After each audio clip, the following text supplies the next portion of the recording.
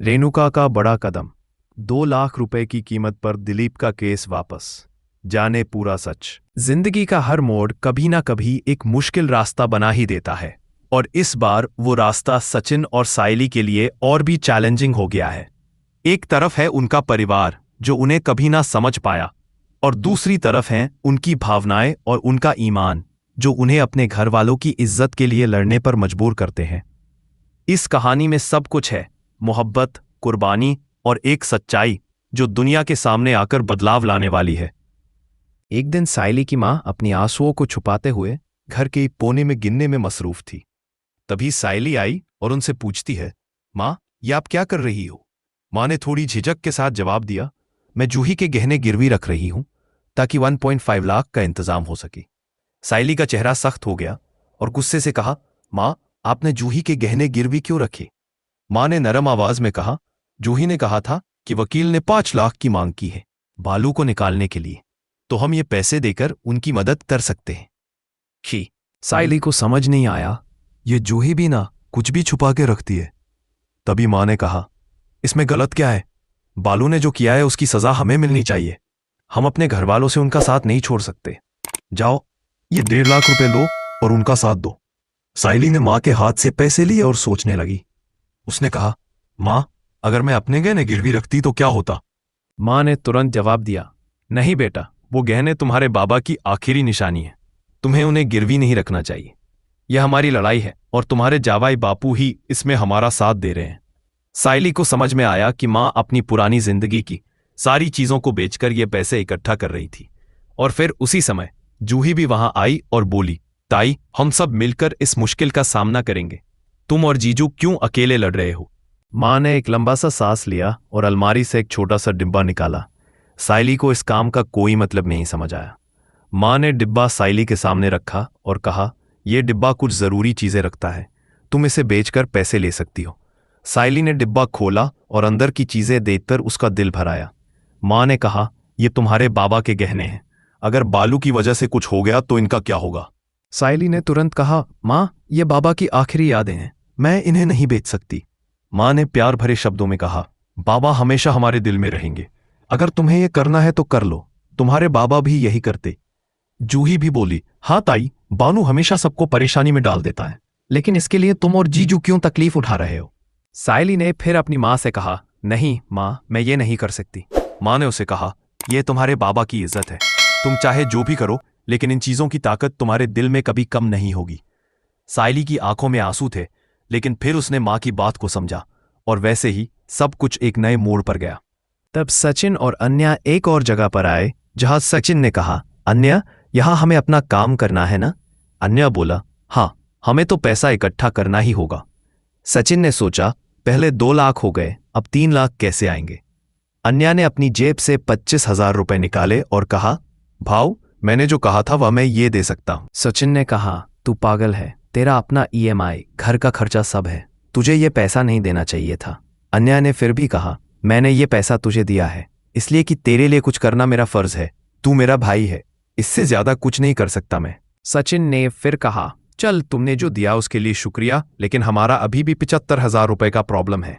सचिन के चेहरे पर थोड़ी चिंता थी, लेकिन उन्होंने अपने दोस्तों से मदद की पूरी कोशिश की थी। दूसरी तरफ सायली की मां को एक और बात समझ में आई। वह सोच रही थी कि उनके पास जो भी था वह सब कुछ उनकी किस्मत थी जो बालू के लिए किया गया था। जब वह अपने घर के किसी कोने में जूही के गहनों का डिब्बा देख रही थी तो उसके दिल में दर्द था, और फिर उसने सब कुछ बेचने का फैसला कर लिया था। जूही की मां ने जो बेच दिया था वह पैसा लिया और फिर सच्चाई को अपनी आंखों के सामने रखकर वह पैसा घर वापस ले आए। सचिन ने जब देखा कि मां के हाथ से पैसा लिया और वह डिब्बा वापस ले लिया तो उसने कहा, यह कोई सौदा नहीं हो सकता। वक्त ने एक और मोड़ लिया और अब सचिन ने अपनी पूरी मेहनत लगा दी थी।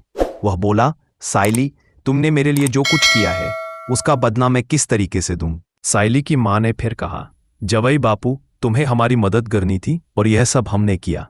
अब मुझे यकीन है कि बालू को हम निकालेंगे। सचिन ने फिर कहा, सायली, हमने जो पैसा इकट्ठा किया है वह अभी भी पूरा नहीं है, क्या तुम्हारे पास कोई और तरीका है? सायली ने कहा, सचिन, मेरे पास एक आइडिया है, मेरा स्कूटी बेचने का सोच रही हूं। तुम जानते हो अब कोई और तरीका नहीं बचा है।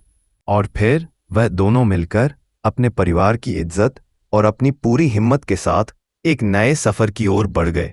सचिन और साइली के सामने एक और बड़ा संकट था, लेकिन अब तक उनके पास थोड़ा सा रास्ता दिखने लगा था।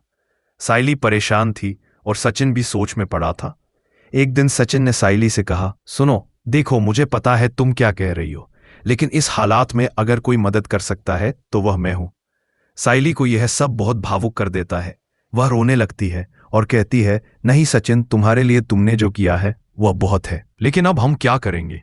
सचिन उसकी चिंता को समझते हुए कहता है, रुको, मैं सोच रहा हूं। फिर वह एक पुरानी बात याद करता है और कहता है, तुम्हें याद है मैंने एक बेड लिया था, उसी से कुछ मदद मिल सकती है। उस बेड वाले ने कहा था कि अगर हमें पैसे की जरूरत हो तो वह उसे वापस लेकर पैसे दे देगा। यह सुनकर साइली भावुक हो जाती है और सचिन को गले लगाते हुए कहती है, नहीं सचिन, तुम वो बेड वापस मत करना। मुझे याद है जब तुम पहली बार वो बेड लाए थे तो तुमने कितना प्यार से हमारी जिंदगी में उसे लाया था। वो हमारे लिए बहुत खास है। सचिन उसे संभालते हुए कहता है, ठीक है, हम ऐसा नहीं करेंगे, लेकिन हमें कुछ तो सोचना ही होगा। दोनों इसी सोच में थे कि तभी परेश वहां आता है और सचिन को पुकारता है। सचिन उसे देखता है और उसे समझ में नहीं आता कि बाबा ने क्यों पुकारा है। वो दोनों पास आते हैं और सचिन उसे कहते हैं, बाबा, पैसे के बारे में कुछ मत बताना। साइली भी यही कहती है, हमें पैसे की बात नहीं करनी चाहिए। तभी परेश सचिन से कहता है, ये ले, और उसकी जेब में पैसे डाल देता है। सचिन कहता है, क्या है बाबा? परेश जवाब देता है, तुझे पैसों की जरूरत है, मुझे ये पता है, ये ले ले। सचिन उसे कहता है, नहीं बाबा, मुझे इसकी जरूरत नहीं है। परेश उसे फिर समझाता है, जब तुम छोटे थे तब मैंने अपनी परेशानियां तुमसे छुपाई। अब क्या तुम मुझसे अपनी परेशानियां छुपा रहे हो? मुझे पता है कि तुम्हें पैसों की जरूरत है। सचिन फिर भी नहीं लेना चाहता, लेकिन परेश अपने तरीके से समझाता है और पैसे उसकी जेब में डाल देता है। सचिन फिर कहता है, बाबा तुम ये क्यों कर रहे हो? परेश मुस्कुराते हुए कहता है, मेरे परिवार के लिए मैं कुछ भी कर सकता हूं, ये तो मामूली बात है। सचिन और साइली उसे देख रहे होते हैं और साइली हाथ जोड़कर कहती है, काका धन्यवाद। परेश फिर मुस्कुराते हुए कहता है, वह भी मेरा परिवार है। वह मुसीबत में है तो कैसे चुप बैठ सकता हूं। वह दोनों को देखकर चलता है और सचिन और साइली फिर मिलकर हिसाब करते हैं। वे देख रहे होते हैं कि उनके पास 4,78,000 रुपए हो गए हैं, लेकिन फिर भी 22,000 रुपए की कमी थी। साइली कहती है, अब हम क्या करेंगे? सचिन सोचते हुए कहता है, हम वकील साहब से मिलते हैं और उन्हें बताते हैं कि बाकी के पैसे हम धीरे धीरे दे देंगे। वह दोनों वकील के पास जाते हैं, पैसे रखते हैं और बताते हैं कि 22,000 रुपए कम है। सचिन वकील से कहता है, सर 2-3 दिन का वक्त दे दीजिए, हम पैसे का इंतजाम कर लेंगे। वकील सिर हिलाते हुए कहते हैं, ठीक है, ये देख लेंगे। साइली कहती है, हमने सचिन की गाड़ी और मेरे बहन के गहने तक गिरवी रख दिए हैं और जो भी बचत थी वह सब दे दिया है। सचिन फिर कहता है, पैसा आ जाएगा साहब, लेकिन दिलीप को कुछ नहीं होना चाहिए, उसे बाहर आना चाहिए। वकील मुस्कुराते हुए कहते हैं, पैसा क्या चीज है सचिन, सबसे बड़ी चीज है भरोसा। मुझे तुम पर पूरा भरोसा है। यह सुनकर साइली कहती है, तो अब क्या मेरे भाई को जेल नहीं जाना पड़ेगा? वकील कहते हैं, यह भी कोई पूछने की बात है? हमारे पास पैसा है, अब यह मेरा काम है कि वह जेल ना जाए। ये तो मेरे बाएं हाथ का काम है। सचिन हाथ जोड़ते हुए कहता है, धन्यवाद साहब, बहुत बहुत धन्यवाद। साइली भी धन्यवाद कहती है और दोनों पैसे लेकर बाहर निकल जाते हैं। इसके बाद वकील रेणुका के पास जाते हैं और उसे बताते हैं, हम आपके इन-लॉज के वकील हैं। रेणुका पहले तो कंफ्यूज्ड हो जाती है, लेकिन फिर याद करती है और कहती है, ओह, आप तो रोशनी के पापा के वकील हैं। वकील मुस्कुराते हुए कहते हैं, नहीं, हम दिलीप के वकील हैं। यह सुनकर रेणुका का चेहरा बदल जाता है और वो कहती है, वो कोई मेरे इन-लॉज नहीं है, मुझे तो वो फूल वाली पसंद नहीं थी। वकील और उनका असिस्टेंट एक दूसरे को देखकर इशारा करते हैं और वकील समझ जाता है कि यह महिला पैसों के पीछे भाग रही है।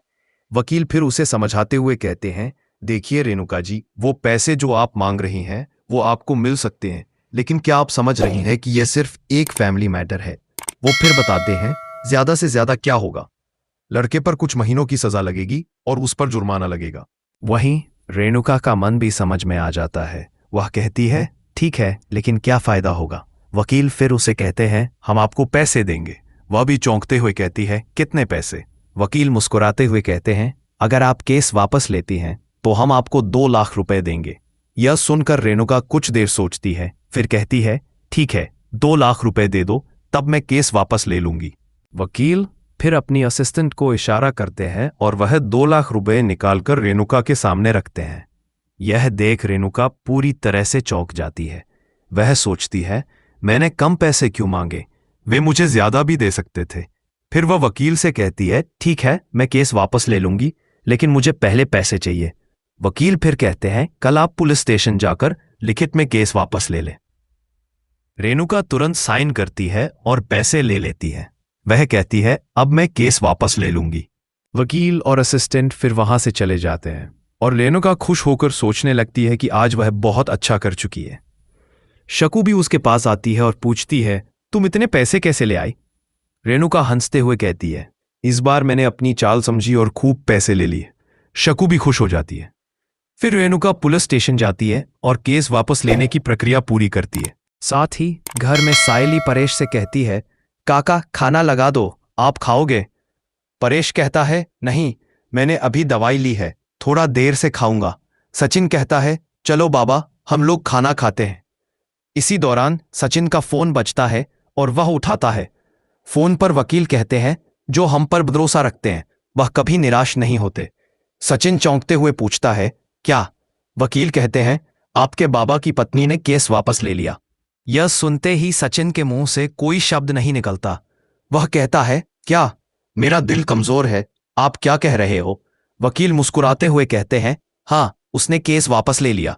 सचिन खुशी से उछल पड़ता है और सायली को बताता है, तुम्हारी मां ने केस वापस ले लिया। सायली की खुशी का कोई ठिकाना नहीं रहता। वहीं परेश भी ये सुनकर हैरान रह जाता है। वह कहता है, क्या रेणु ने केस वापस ले लिया? सचिन कहता है, हाँ बाबा, वो केस वापस ले लिया।